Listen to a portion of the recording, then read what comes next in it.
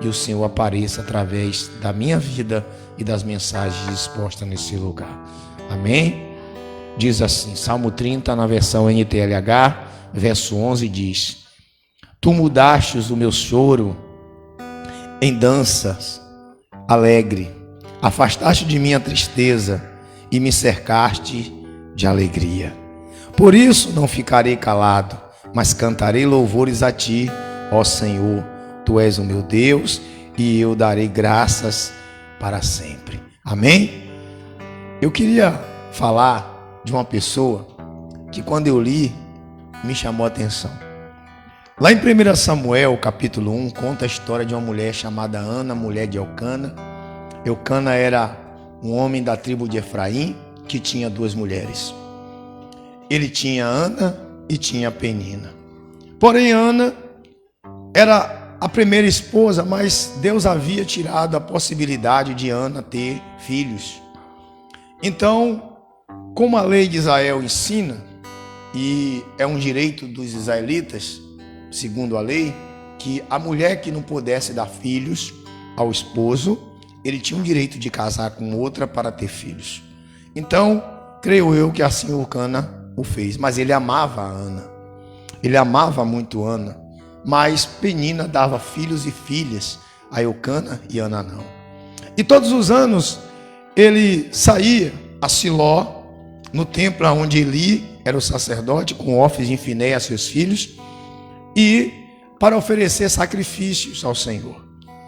E quando estava lá, Elcana dava uma porção a Penina e dava outra porção aos seus filhos e filhas. Porém, a de Ana era uma porção dobrada. Mas Ana, triste, e quando sentavam uma mesa para comer, Penina a incitava Ana, a provocava, era a rival de Ana, e fazia Ana chorar de tanta raiva. E Ana chorava muito, e todos os anos era a mesma coisa.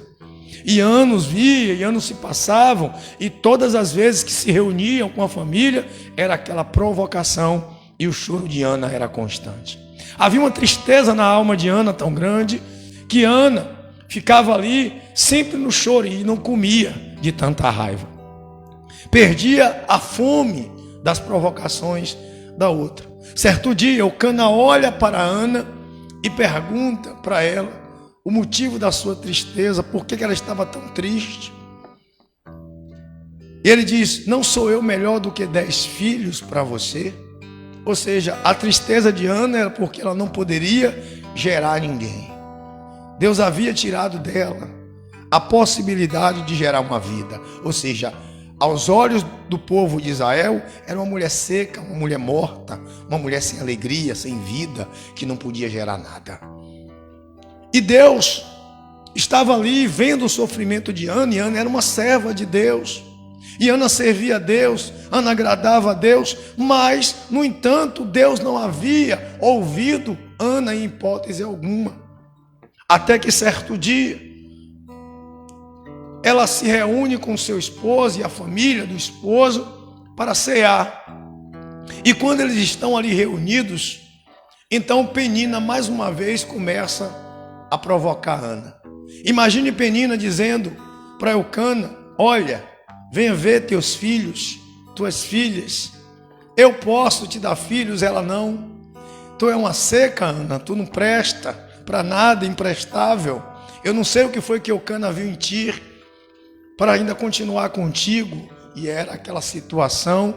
E Ana, nesse dia, Ana não come, Ana sai amargurada e vai falar com Deus. Ana sai do templo, sai da casa e vai ao templo e entra para falar com Deus. E quando Ana está ali falando com Deus, Ana faz a seguinte oração. Ana diz para Deus: Senhor, se tu tiveres compaixão da tua serva e me deres um filho, homem, eu darei esse filho para servir ao Senhor. E sobre a cabeça dele não passará navalha. Ou seja, será um sacerdote que vai servir no templo. Deus havia passado por uma situação que o povo de Israel estava vivendo. Havia pecado no templo, os filhos de Eli, que eram os substitutos de Eli no sacerdócio, porque era tempo de juízes, onde não tinha rei ainda em Israel, e quem julgava o povo eram os sacerdotes, juízes, e Eli estava na função, e Ofni e Finéias, diz a palavra de Deus, que eles praticavam pecados no templo, eram pessoas impuras, e Deus queria uma pessoa para substituir Eli. E naquele momento, Deus, ele olha a situação de Ana. Ana não tinha filhos e Deus não tinha um substituto à altura ainda para substituir Eli. Então Ana faz a oração seguindo o propósito de Deus, ou seja, Ana não orou pensando mais em si. Ana orou pensando em servir a Deus. Ana orou pensando em aliviar a sua tristeza. A Bíblia não diz que Ana orou para provocar Penina, que Ana pede um filho para jogar na cara de Penina. A Bíblia não diz que Ana revidava, que Ana discutia. Pelo contrário, Ana só chorava e se amargurava. Era uma mulher que vivia em choro constante, em tristeza profunda. Era uma mulher que vivia sofrendo por causa das afrontas que a rival fazia, mas no entanto ela não ia brigar com a rival. Porque Ana sabia que não era na força do braço que ela iria vencer essa batalha, mas ela sabia que só tinha um jeito, e naquele momento ela toma uma atitude drástica. Ela vai ao templo e começa a chorar na presença do Senhor. A Bíblia diz assim, que se o meu povo, que chama pelo meu nome, se humilhar, ele diz que eu ouvirei do céu e sararei a terra. Olha o que Deus está dizendo. Quando as pessoas, ao invés de se humilhar o ser humano, ao invés de falar com as pessoas os seus problemas, ao invés de lamentar os seus problemas, a pessoa no momento de angústia, no momento de tristeza, no momento de sofrimento, no momento de dor, no momento de afronta, ela sai da sua casa, ela sai da confusão, sai do problema e vai falar com Deus. Foi o que Ana fez. Ana, quando foi provocada, não discutiu com a rival. Pelo contrário, ela se retira, triste, chorando, amarguradamente chorando, e vai até o templo. A Bíblia diz que quando Ezequias, ele foi afrontado por Senaqueribe, ele foi afrontado por esse rei, com uma carta de afronta. Ao invés de ele discutir com o rei, ele foi ao templo apresentar a carta de afronta a Deus. A gente olha para Ana afrontada pela rival, provocada pela rival, e Ana não vai discutir com ela. Ana vai apresentar a afronta da rival a Deus. E a oração de Ana dessa vez foi uma oração de humilhação. Se tu, Senhor, tu lembrares da tua serva, tiver misericórdia da tua serva, se compadecer de mim e me deres um filho, eu darei ao Senhor para que sirva. E Deus precisava de um sacerdote. Então Deus, nesse momento, Deus responde a oração de Ana. Mas o sacerdote do templo, Eli, olha Ana orando, e Ana chorava e orava. Chorava e orava, chorava e orava. Ou seja, Ana estava sozinha no templo, falando com Deus. Ana não estava orando em público, Ana não estava lamentando em público, Ana não estava ali culpando as pessoas pelo seu problema. Pelo contrário, ela estava contando os seus problemas a Deus. Ela estava chorando aos pés do Senhor, se humilhando aos pés do Senhor, chamando pelo nome do Senhor, pedindo ajuda ao Senhor, ao invés de falar com as pessoas, ao invés de se lamentar com as pessoas, ao invés de culpar as pessoas pelos seus problemas. Ana estava dizendo: Senhor, tem misericórdia da tua serva e me dá um filho. Me dá um filho, Senhor. Não é para eu esfregar na cara de ninguém, é só para eu me sentir mãe, Pai. Só para eu me sentir útil, para eu me sentir feliz, para eu me sentir bem. Eu não estou preocupada em ter um filho para dizer para aquela mulher que eu tenho um filho. Não, é para eu me sentir uma pessoa viva, porque eu estou morta. É para eu me sentir uma pessoa realizada, Senhor. É para eu me sentir, Senhor, uma pessoa capaz, porque eu me sinto incapaz. Ana estava pedindo a Deus para tirar o seu sofrimento e não para afrontar as pessoas. A gente entende o seguinte na oração de Ana. A gente entende que as pessoas que amam, as pessoas que são sinceras, as pessoas que são boas e as pessoas que carregam uma fé, quando ela é afrontada, quando ela é incapacitada, ela não vai culpar as pessoas. Pelo contrário, ela vai dizer: eu sei quem pode resolver o meu problema. Eu sei quem pode, porque eu tenho um Senhor. E eu sei que se Ele quiser, Ele faz. Porque tudo é possível àquele que crê. Tem pessoas, irmãos, que ao invés de resolver os seus problemas com oração, ao invés de falar com Jesus os seus problemas, ao invés de chorar aos pés do Senhor, se humilhar aos pés do Senhor, ela fica chorando na casa de A, de B, de C, de D e culpando as pessoas por causa daquela situação que eu não tenho isso, por causa de fulano que eu não sou feliz, por causa de Bertrano que eu não sou feliz, porque fulano age assim que eu não sou feliz. É por causa do marido, é por causa do filho, é por causa do irmão, é por causa do parente, é por causa do trabalho, é porque eu moro longe, é porque eu sou assim. Não, as pessoas que creem em Deus, que têm uma fé e que vivem para Deus, ela quando tem um problema, ela vai ao templo. Ela vai à casa do Senhor, ela vai cantar lá, ela vai adorar, ela vai dizer. E naquele momento Ana estava chorando amargamente, que parecia bêbada. O profeta olha para ela, o sacerdote Eli olha para ela e diz: mulher, tu tá bêbada, mulher? Essa hora do dia? Ela: meu Senhor, eu não estou bêbada. E ela fez a oração e falou que estava conversando com Deus o seu problema. O profeta a abençoou e disse: vai conforme a tua fé, porque que Deus conceda o teu pedido. Abençoou ela. E ela foi para casa. E quando ela chegou em casa, passados-se os dias, ela deitou-se com seu marido e engravidou de Samuel. E quando o menino estava desmamado no ano seguinte, ela foi levar o menino, apresentou o menino, ofereceu sacrifício, como de direito, como dizia a lei, e deixou Samuel no templo para Eli cuidar. E Deus honrou a vida de Ana. Por isso, nós nos identificamos com esse Salmo 30, verso 11. Quando diz assim: tu mudaste o meu choro em dança de alegria. Ou seja, Ana já não estava mais triste. Porque a Bíblia diz que quando Ana saiu do templo, Ana saiu e foi comer. E já não chorava mais. Ana não estava mais triste. O texto diz que Ana, ao sair do templo, Ana já não estava mais triste. Mas Ana saiu da presença do Senhor e foi comer. E foi comer. A Bíblia diz no versículo 18 de 1 Samuel, que o Senhor sempre pense bem de mim. Respondeu ela e saiu, e então comeu alguma coisa e já não estava tão triste. Ou seja, olha, o choro de Ana acabou. Deus transformou em alegria, ou seja, mudou o choro em dança alegre e afastou dela a tristeza.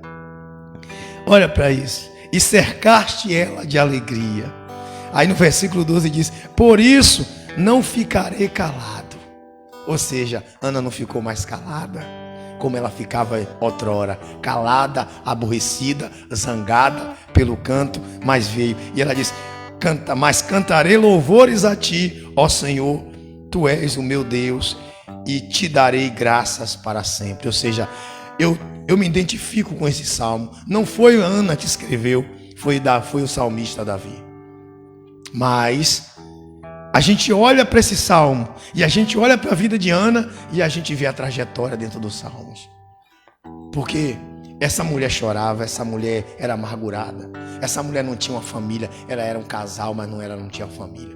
Porque nós entendemos que um marido, uma mulher é um casal, mas quando os filhos nascem, se torna uma família. Ana era casada, mas não tinha uma família. E agora ela tem uma família. E a Bíblia não deixa Ana sem ter mais filhos. Aí agora ela começou a ter a família dela. E Penina já não tinha mais o que acusar, ela não tinha mais o que se aborrecer, ela não tinha mais tristeza na alma. Ela agora era uma pessoa totalmente realizada. Sabe o que é que nós aprendemos com essa lição? Nós aprendemos que todos nós temos problemas como Ana teve. Olha que situação. Ana estava vivendo um casamento legalmente, Porque Israel, o homem poderia ter 2 mulheres. Na nossa Constituição nós não podemos.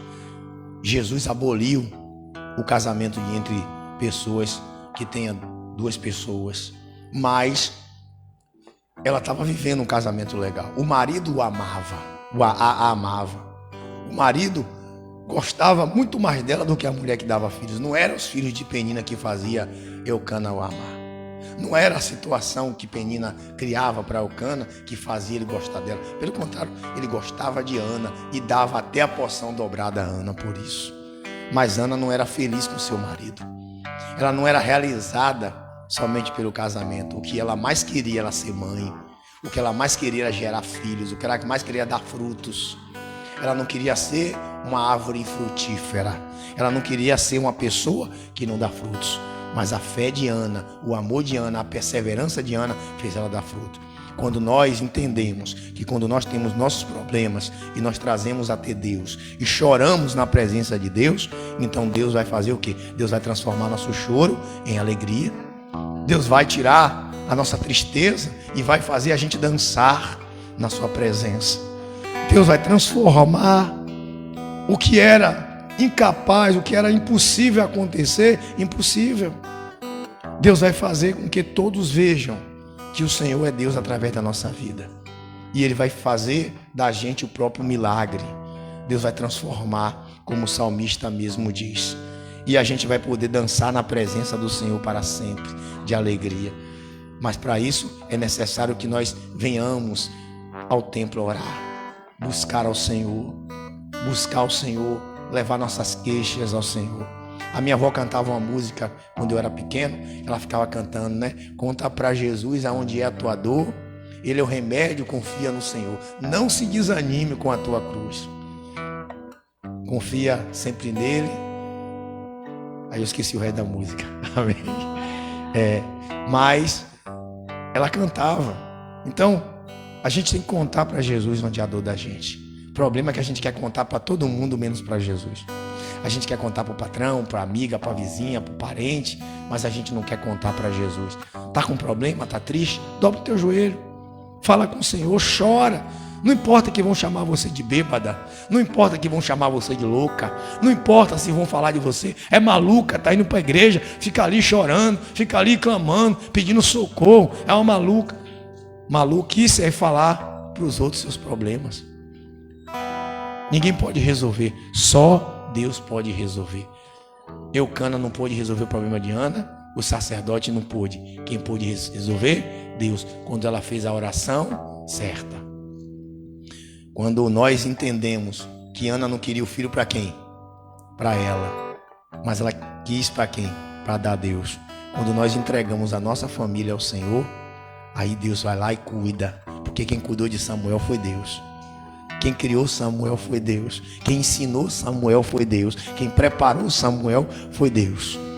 E nós precisamos entregar a nossa vida, como Ana fez, e também entregar o fruto da nossa vida a Deus. Ela entregou a vida dela a Deus e entregou o fruto da vida dela também a Deus. Ou seja, ela se deu por completo.